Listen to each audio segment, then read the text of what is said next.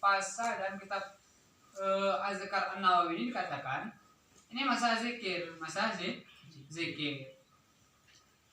Jadi zikir ini banyak faedah zikir itu banyak. Tapi sebaik-baik zikir kan la ilaha illallah. Di sini dikatakan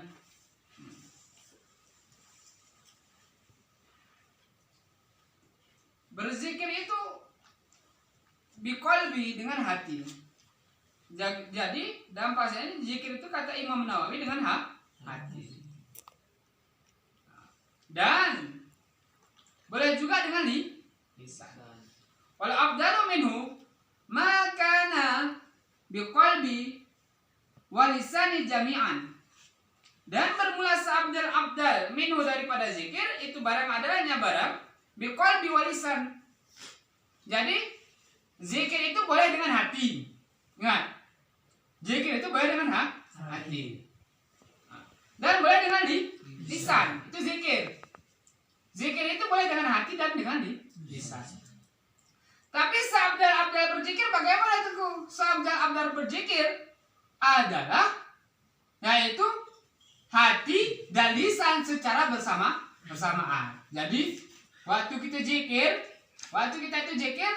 la ilaha illallah, la ilaha illallah, maka dalam hati kita juga mengucap la ilaha illallah. Nah ini baru seabdal berzikir. Tapi hati nggak zikir Tengku, cuma lisan yang zikir, bisa nggak? Bisa. Paham? Coba jangan hitung kok tuh. Ini harus perlu kita ketahui ini.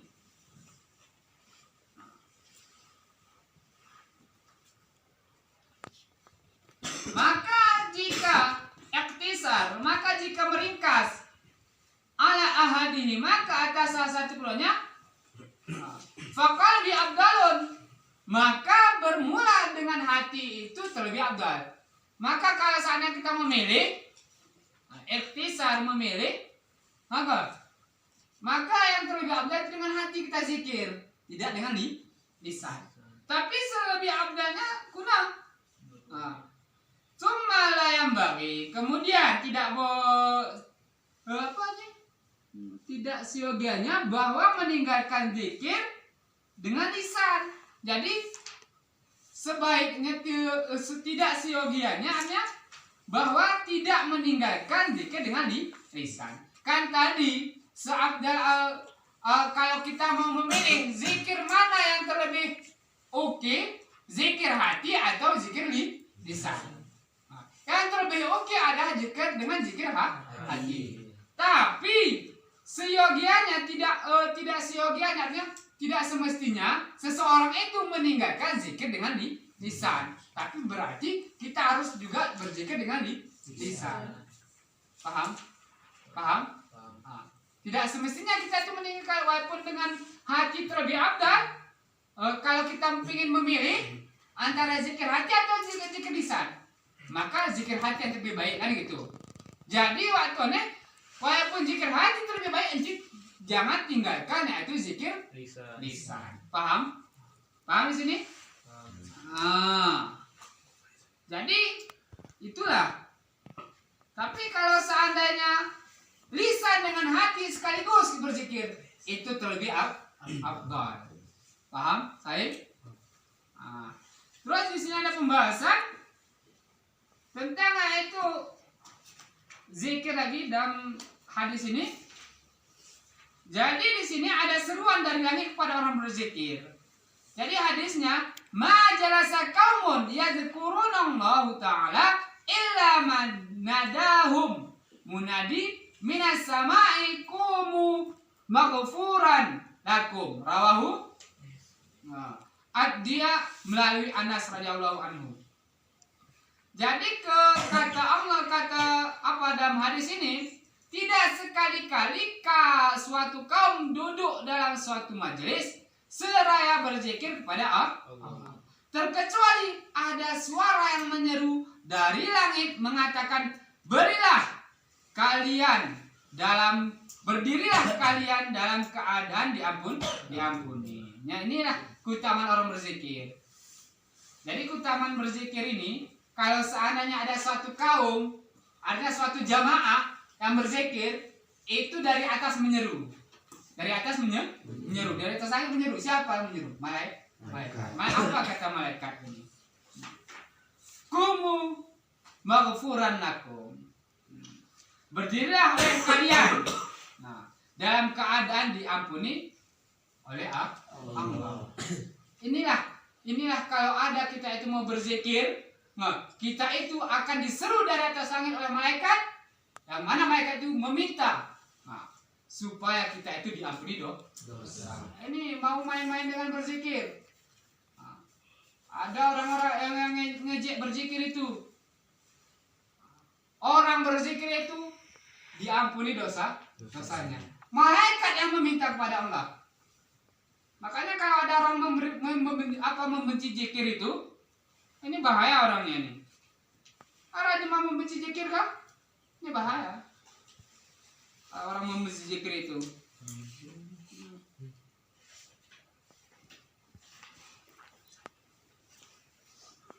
Di sini juga dikatakan dalam surat Al-Quran, alladzina amanu.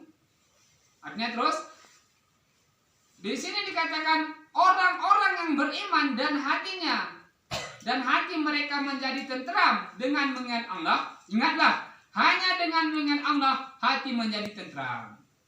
Ingat, kata Allah di sini, ala bizikrillah tadma'innu qulub. Jadi kan ada orang gelisah,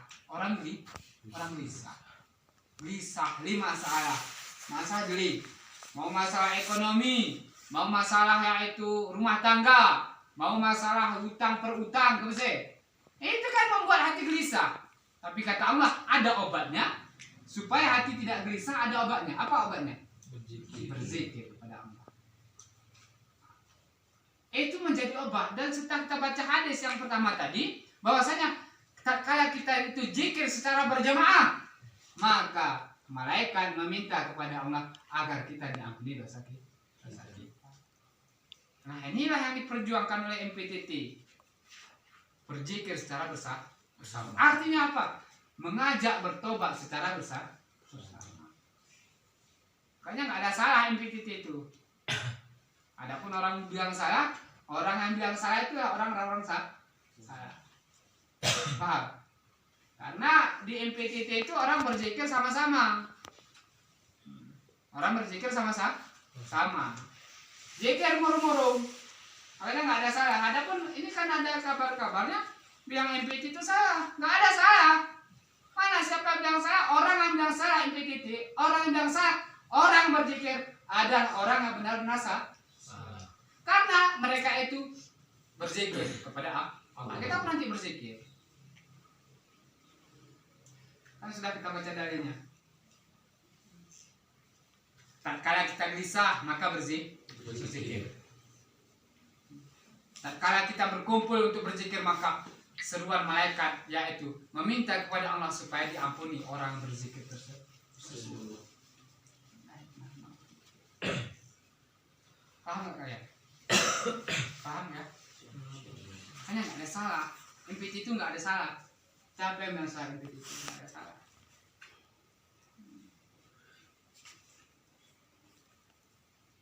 Ini juga ada riwayat daripada Imam Baihaqi melalui Mu'adz radhiyallahu anhu, ahabbu a'mali illallah an tamutu walisa nuka rabbun min zikrillah. Amal yang paling disukai Allah ialah ketika kamu mati lisanmu masih basah karena menyebut Allah. Nah ini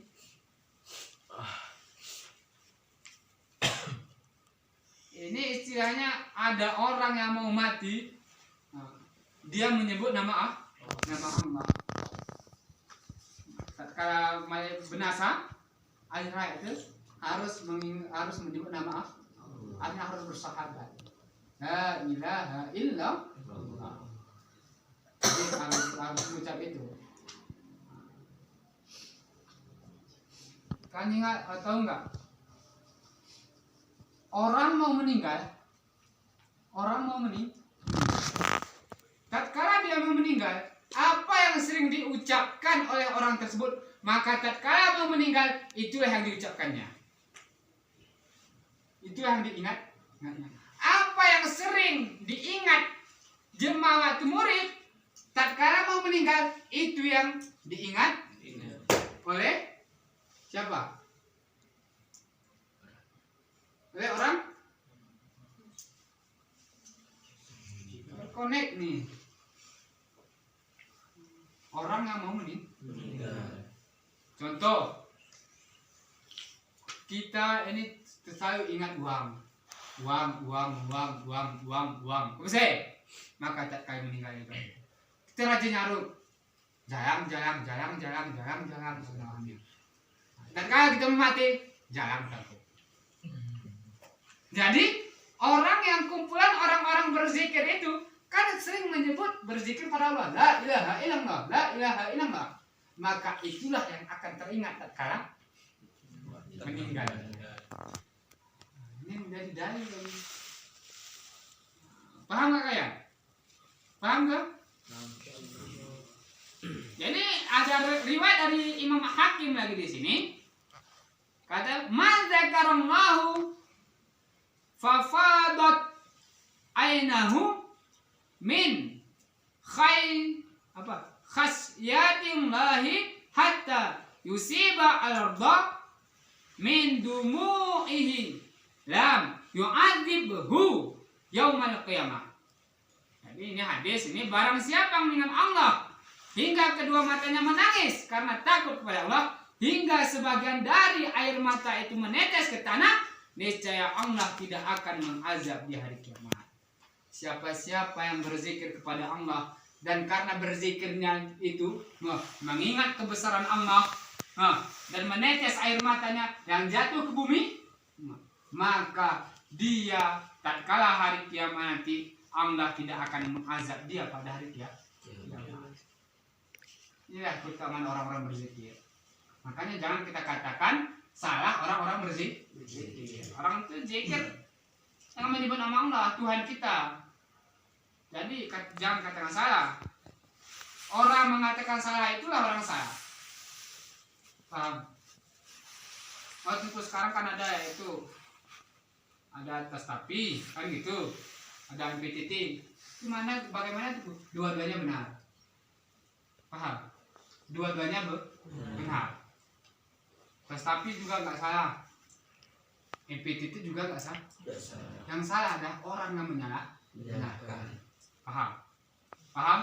Nanti kan pulang kampung jangan tergiur. Oh ini MPTT, ini Tastapi. Jangan tergiur. Pokoknya ingat, yang salah adalah orang yang membilang salah. Paham? Paham di sini? Paham kan? Dan ini kan mau bulan puasa. Ini ada juga hadis datang daripada itu Imam Baihaqi melalui Umar. Apa katanya di sini? Zakirullahi fi Ramadana maghfurun lahu wasailullahi fihi la yakhibu. Jadi orang-orang berzikir kepada Allah pada bulan Ramadan memperoleh ampunan, dan orang yang meminta kepada Allah pada bulan Ramadan tidak akan dikecewakan. Orang yang berzikir kepada Allah dalam bulan Ramadan, maka dia akan memperoleh keampunan, maka akan diampuni oleh Allah dosanya. Inilah makanya kita harus sering-sering berzikir kepada Allah. Abdal zikir, abdal zikri, fa'lam annahu la ilaha illallah. Inilah dibaca yang sering ada kalau suatu majelis yang memperjuangkan kalimat la ilaha illallah, tapi ada juga yang menyalahkannya, nggak tahu tata salah di mana. Pokoknya semasi itu benar ajarannya maka kita ikut. Semasi itu tidak menyembah batu berhala, menyembah kayu-kayu maka ikut. Paham? Paham ya?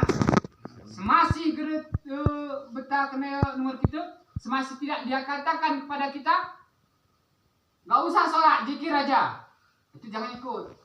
Dengar. Kan berzikir ini kan Allah meminta malaikat yang seperti hadis yang kita baca tadi, malaikat meminta ampun kepada kita. Maka kita nggak usah sholat, cukup berzikir. Nah ini yang salah. Ini berhak kita salah. Tapi ada orang berzikir, tapi tetap masih mewajibkan sholat. Ini orang benar. Paham? Nah, paham di sini kan? Ada pertanyaan di sini? Ada pertanyaan tuh Andika? Keutamaan berzikir Mana? Keutamaan yang mana? keutamaan berzikir. Keutamaan itu banyak berzikir. Keutamaan berzikir itu kan yang pertama kan kita diampuni oleh Allah dosa kita. Terus nanti orang yang berzikir itu kalau menetes air matanya ke tanah, nanti pada hari kiamat tidak akan diazab oleh Allah. Adapun kalau kita berzikir pada bulan Ramadan, maka kita akan diampuni dosa kita. Ini yang tunggu tahu, kalau saat aku minta maaf. Pokoknya itu. Semasih yaitu ada orang mengajarkan kalimat la ilaha illallah maka ikut. Paham? Tetapi kalau ada orang yang selalu berzikir, tapi dia bilang salat nggak wajib, cukup berzikir saja. Karena ini menjadi dalil bahwasanya kalau kita berzikir diampuni dosa kita. Ya kita nggak usah salat, zikir aja. Ini salah orangnya. Paham? Dan antara ada pun yaitu ini akan ada tasapi kan gitu, ada MPTT. Nah, maka itu nggak salah dua-duanya. Yang salah mana? Orang yang sering menyalahkan. Nah, itu yang tunggu tahu. Lebihnya akan cari nanti di jam ke hadis Nawawi kita sambung ya, sama baca hadis ini sebagai dalilnya. Paham nggak? Nah, yang berapa udah? Ya, syukur.